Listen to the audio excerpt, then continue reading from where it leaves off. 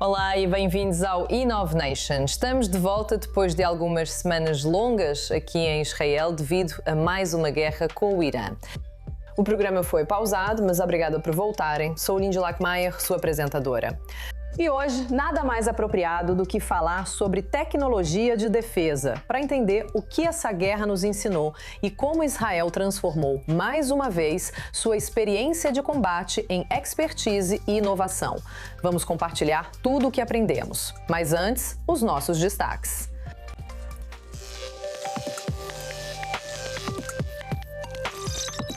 Agora, o futuro da guerra gira totalmente em torno dos drones. Eu visitei a empresa israelense Extend, que transfere a linha de frente dos soldados em terra para veículos não tripulados no céu. A empresa israelense Centrix vai proteger a Copa do Mundo com um sistema que pode assumir o controle de drones sem disparar um único tiro. E o Irã respondeu a Israel no mesmo dia, mas ele nem responde minhas mensagens. Esse é um dos memes dessa guerra. Vamos falar de todos.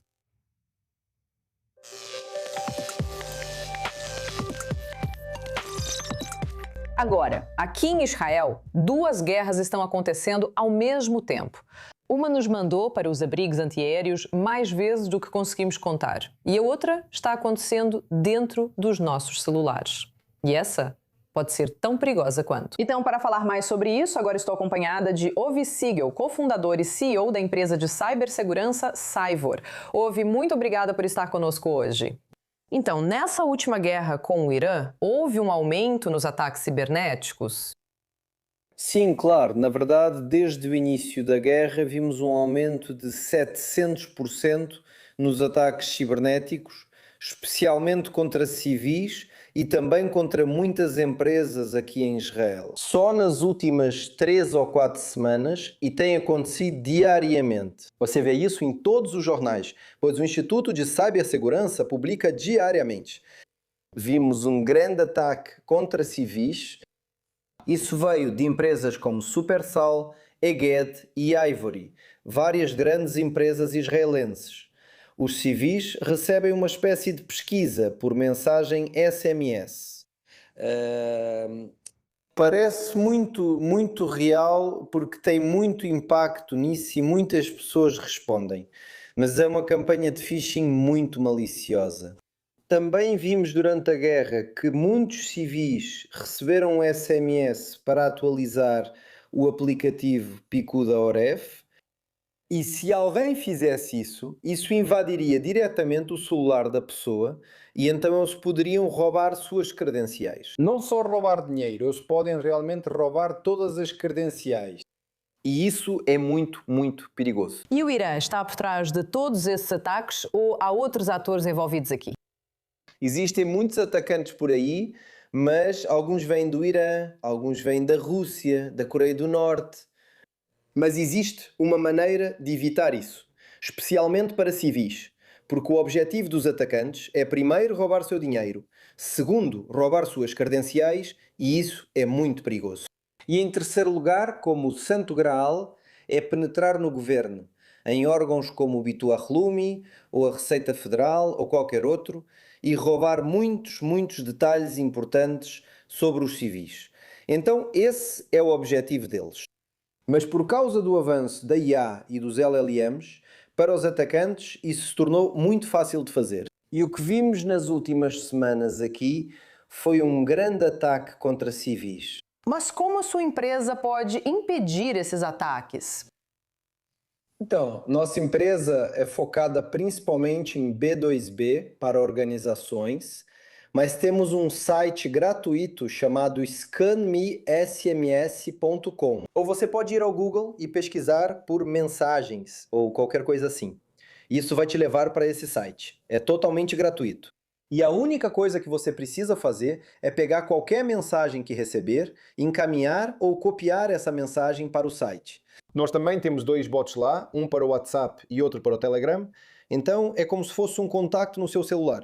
Qualquer mensagem que você receber, basta colocar lá, verificar, e em um piscar de olhos, ele vai te dizer se é negada, segura para usar, suspeita ou maliciosa. E se for uma mensagem maliciosa, não toque nela. Agora, como estamos trabalhando junto com o Instituto Cibernético de Israel, qualquer mensagem maliciosa desse tipo vai direto para eles, e eles sabem como lidar com isso. Ori Siegel, cofundadora e CEO da Cyvor. Muito obrigada por estar connosco hoje. Obrigado por me convidar. Agora, com a guerra evoluindo, uma empresa israelense transfere a linha de frente de soldados para drones aéreos controlados remotamente e com inteligência artificial. Eu fui ver isso pessoalmente. Uau, isso é incrível! Qualquer um pode fazer, de verdade, crianças e adultos. Esta é a Extend, uma empresa israelense que usa drones com inteligência artificial para realizar missões de alto risco sem colocar os operadores em perigo. Temos experiência comprovada em combate desde o início, enfrentando agentes hostis em edifícios. Tradicionalmente, você tinha pessoas ao redor do prédio, alguém entrando, andando entre os cômodos, segurando armas. Usando a solução da Extend, você tem um enxame. Você tem, digamos, 3 drones. Um pode voar acima do prédio, um drone pode invadir o prédio e outro drone pode realmente entrar, escanear os cômodos e encontrar o agente hostil. Esses 3 drones podem ser controlados basicamente por um soldado ou um segurança que não precisa estar fisicamente lá. E foi isso que fizemos. Salvamos muitas vidas dessa forma. Extend é uma entre um número crescente de empresas de drones que surgiram nos últimos anos, mas o foco dela é diferente. Mais software do que hardware. Hoje, na guerra moderna, existem milhares ou até 10 mil empresas de drones, surgindo em vários países, todas focando no produto em si. Nós temos focado no software. Então, a capacidade de substituir soldados, policiais e até seguranças em conflitos, em combate, por drones que podem ser operados remotamente, isso já foi comprovado em combate em mais de 5 conflitos mundiais. E a diferença de custo é significativa. Enquanto um míssil tradicional pode custar entre 2 e 5 milhões de dólares, esses drones custam apenas algumas centenas. E isso pode escalar rapidamente. A Extend anunciou recentemente uma fusão de $1,5 bilhão com a empresa americana JFB Construction, apoiada por Eric Trump, formando uma empresa de robótica autónoma listada na Nasdaq, a Extend IA Robotics. O objetivo é aumentar a produção e escalar rapidamente. Decidimos abrir o capital da empresa para realmente ampliar a nossa missão. Nossa missão na Extend é basicamente tornar o mundo mais seguro usando soluções de IA e robótica. É uma missão muito grande. Você não pode fazer isso sendo uma empresa pequena. Queríamos crescer e precisávamos de mais financiamento. A fusão com uma empresa de capital aberto torna o processo mais rápido. Sim, você quer tentar? Sim, Beleza, vamos lá. vamos tentar. Pilotar o drone é extremamente simples e fácil. Qualquer pessoa consegue pilotá-lo em poucos minutos. Então, usamos este controle. Ele se chama controle MNF. Significa marcar e voar. E é assim que eu controlo o drone. Aponto na tela e o drone vai para lá. Você é realmente... Oh, meu Deus. Isso é loucura.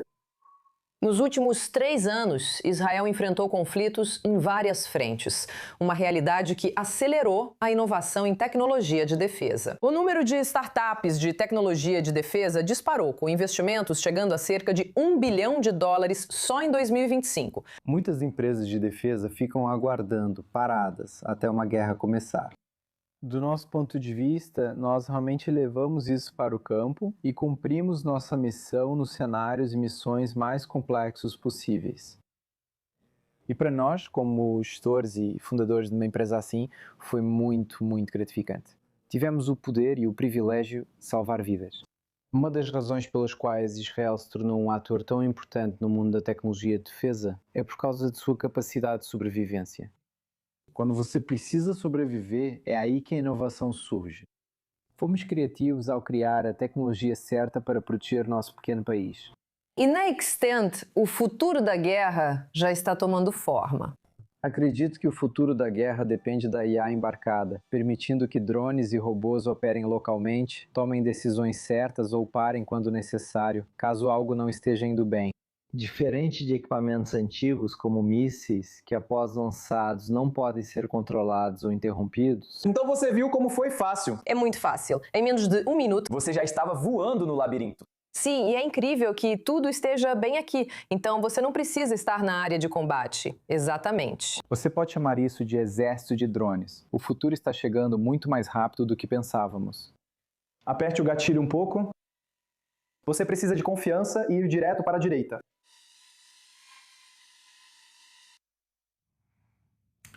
Com milhões prestes a ir à Copa do Mundo neste verão, a segurança foca nos céus, onde drones não autorizados são uma ameaça crescente. Uma empresa de tecnologia dos Estados Unidos está adotando uma solução israelense capaz de controlar esses drones no ar sem disparar nenhum tiro. Agora estou acompanhada por Audália Boker, vice-presidente de marketing da Centrix, que faz parte do grupo Ondas. Muito obrigada por estar connosco hoje. Conte para nós, o que a sua tecnologia faz? Se eu precisar explicar para você da forma mais simples possível, é basicamente como se eu estivesse te dizendo que nós falamos a língua que o drone fala, com o controle remoto dele. Ok, então existe um protocolo de comunicação entre o drone e o controle remoto dele. Nós entendemos essa linguagem e conseguimos extrair do próprio protocolo, dos dados, tudo que vai nos ajudar a localizar o drone e entender a intenção dele. Então, onde ele está localizado? Quão rápido ele está voando? Qual é a marca? Qual é o modelo? Qual é o número de série do próprio drone? E se em algum momento decidirmos que há um perigo ou que o drone está invadindo uma área que é uma zona de exclusão aérea, nós vamos assumir o controle. Ou seja, vamos desconectar o drone do seu controle remoto e vamos dar instruções ao drone. Agora eu sou o seu controle remoto e você vai pousar onde eu mandar você pousar. Agora, você é a empresa que vai proteger a Copa do Mundo neste verão. Então, do que exatamente você está protegendo ela? Então, estamos protegendo ela de incursões de drones. Basicamente, você sabe, os estádios. Aliás, vimos isso até mesmo durante as Olimpíadas, 2 anos atrás, em Paris. Você sabe, hoje em dia os drones são usados para tantos propósitos, como já vimos, equipes espionando, outras equipes durante seus treinamentos e simplesmente voando com um drone para entender, sabe, para que eles estão treinando, em que eles estão focando. Só para obter informações. Então, essa intenção, embora não seja perigosa, ainda é ilegal. Você não pode fazer isso. E esse é um lado da balança. Sabe, pode ser um amador ou alguém que não faz ideia, como uma criança brincando com um drone e não sabendo que não pode voar com um drone. Nessa área, sabe, perto do estádio ou dentro do estádio, e até, Deus me livre, ataques terroristas. Agora, as arenas são áreas muito densamente povoadas. Então, como você vai garantir que o público não perceba nenhuma interrupção? Então, basicamente, o que vai acontecer é que vamos detectar o drone no momento em que ele for ligado, certo? Então, mesmo que ele ainda não esteja voando, ele está no chão. Se ele estiver em um raio de 5 a 10 quilômetros do próprio estádio, vamos detectá-lo. Isso decidirmos, de novo, é uma questão de segundos, certo? Vamos decidir que é um inimigo, não é um drone que queremos por perto. Vamos desconectá-lo do controle remoto e o operador, como o piloto, vai perceber que perdeu o sinal. Mas eles não vão saber que estivemos operando em segundo plano e desconectando eles do drone. Eles não vão conseguir pilotá-lo. Essa é uma das medidas. Se o drone estiver vindo, sabe, de fora, então nós vamos detectá-lo muito antes de chegar ao estádio. E, portanto, o público nem vai saber que estivemos neutralizando o drone. Não haverá pânico, porque eles não terão visto que havia um drone nas proximidades. Nos últimos anos, o número de empresas de drones cresceu muito. Por que você acha que isso ocorreu? há um senso de urgência, não só por causa das guerras que estão acontecendo na Ucrânia e no Oriente Médio. Eu acho que todo mundo está percebendo que esses incidentes não são mais pontuais. Eles são persistentes e vieram para ficar. Os drones vieram para ficar.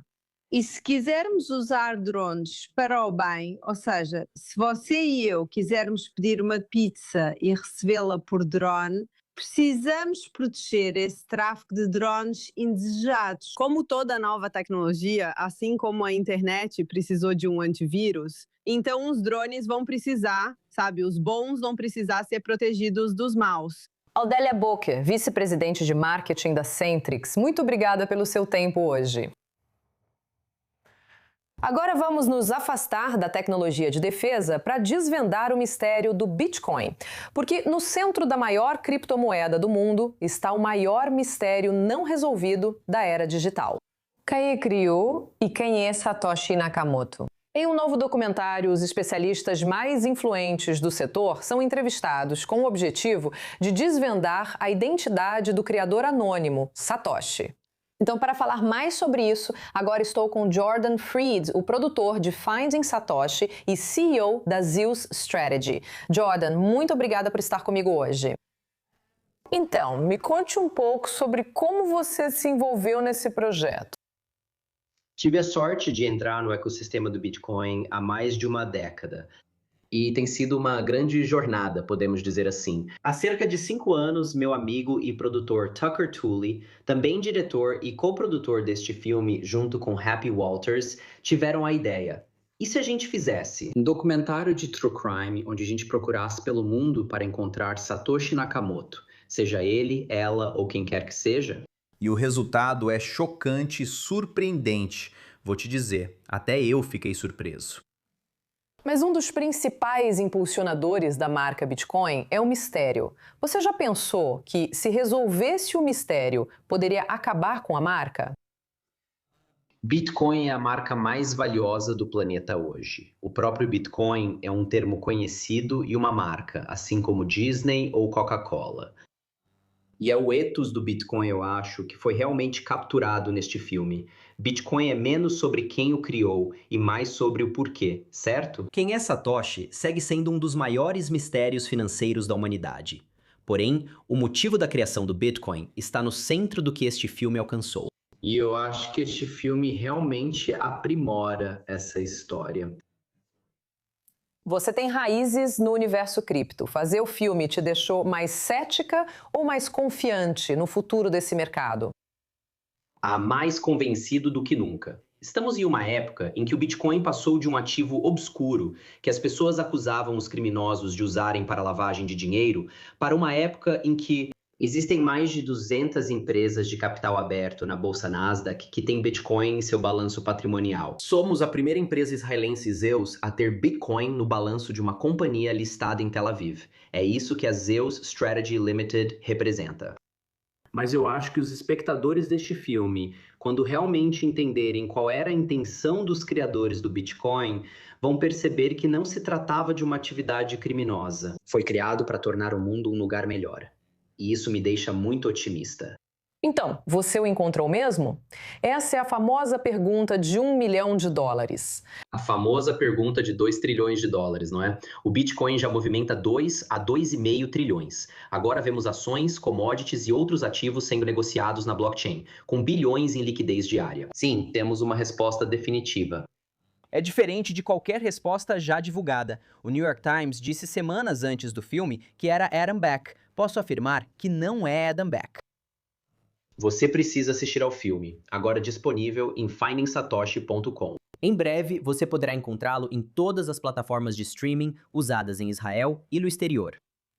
Mal pode esperar para assistir. Finding Satoshi já está disponível. Confira Jordan Freed, produtora de Finding Satoshi e CEO da Zeus Strategy. Muito obrigada por estar conosco. Obrigado por me receberem. Agora, o divórcio alpino. Esse termo está viralizando depois que um alpinista deixou sua namorada morrer na montanha mais alta da Áustria. E aparentemente, ela não é a única. Joe Brown traz essa história. Ninguém gosta de um término e ninguém gosta do ato de terminar. Muitas vezes pode ser constrangedor, desconfortável e pode levar às lágrimas. Então, o que eu criei foi uma ideia para contornar esse constrangimento. O que você tem que fazer é convidar seu parceiro para uma caminhada, levá-lo para o meio do nada e então deixá-lo lá para morrer. É meio absurdo, não é? Mas isso parece acontecer com frequência, segundo relatos de mulheres no TikTok e Instagram. Houve muitos casos em que o homem envolvido não era necessariamente alguém com quem elas tinham um relacionamento e a vítima, muitas vezes, era uma mulher. Compartilhando a história de um homem que é quem insiste para que elas façam uma trilha e depois vai muito à frente e as deixa para trás. E se você pensa, ok, isso parece muito perigoso, é porque realmente é. Houve alguns casos, como em fevereiro, quando um austríaco foi condenado por homicídio culposo por ter deixado sua namorada morrer congelada durante uma caminhada na montanha. E no julgamento dele, várias ex-namoradas testemunharam que essa não foi a primeira vez que isso aconteceu. No início de abril, um médico havaiano foi condenado por tentativa de homicídio por um caso semelhante. E na maioria dos casos, isso só leva a um constrangimento entre os parceiros e ao término do relacionamento. E também a distância física entre eles levou ao termo divórcio alpino. Mas, na verdade, esse é um termo que já existia antes dessa tendência no TikTok e no Instagram. Na verdade, ele surgiu em um conto de 1893 de Robert Barr, que escreveu sobre um homem que tentou matar a esposa nos Alpes suíços. Daí o nome divórcio alpino. Então, aparentemente, isso realmente parece ser algo que tem acontecido com muitas pessoas. Apesar do que eu disse antes, isso não é algo que eu faria. Eu não conheço ninguém que tenha feito isso, mas aparentemente essas histórias estão aparecendo nas redes sociais com cada vez mais frequência. Então, se você for convidado para uma caminhada por um homem que talvez seja mais experiente nisso do que você, tome muito cuidado, porque, quem sabe, ele pode te deixar para morrer. E é por isso que eu não faço trilha. Hoje em dia, a internet consegue transformar até os momentos mais sombrios em comédia. E isso também foi exatamente o que aconteceu durante a guerra do Irã, que inundou nossos feeds com conteúdo. O Irã, por exemplo, lançou uma infinidade de filmes de Lego para zombar de seus inimigos. Por exemplo, este aqui. They came to the border, 2 against 1, talking about peace with the sound of guns. They pushed him back, they thought it was done, walked away thinking they already won. He stood back up, walked to the water, not as a soldier, not as a bomber. He looked at the world and closed the gate. Now every country has to wait. Ships in line where nations wait. Energy crisis, high inflation rate. Europe nervous, Middle East stuck. Asia silent, America out of luck. A internet enlouqueceu, pedindo ao primeiro-ministro Benjamin Netanyahu que os salve. Veja só. Benjamin Netanyahu, se ouvir isso, o novo namorado da minha mãe está perto de desenvolver uma arma nuclear. Faça o necessário. Aparentemente, muita gente agora está fazendo uma bomba nuclear. Então, para explicar isso, estou agora com a correspondente da I24 News, Jodie Nedenovitz. Jodie, o que está acontecendo? Se você quer saber como as pessoas, principalmente os jovens, consomem notícias atuais, basta olhar o Instagram e o TikTok. Você vai ver todos os memes que foram criados. E como você disse, é um humor negro. E essa é uma forma das pessoas lidarem com acontecimentos atuais que são bem assustadores e geram stress e incerteza. Quer dizer, eu mesma gosto de participar disso. Quem não gosta? Mas também falta muito contexto e muitas nuances. As pessoas veem memes e acham que sabem o que acontece, mas lhes falta o histórico e não entendem o contexto por trás disso. E tenho certeza de que você percebeu que, como vimos, contas do governo e embaixadas também começaram a divulgar seus próprios vídeos de IA. E quer dizer, é engraçado e interessante. As coisas do Irã são ótimas. São ótimas. Eu adoro. Eu realmente adoro.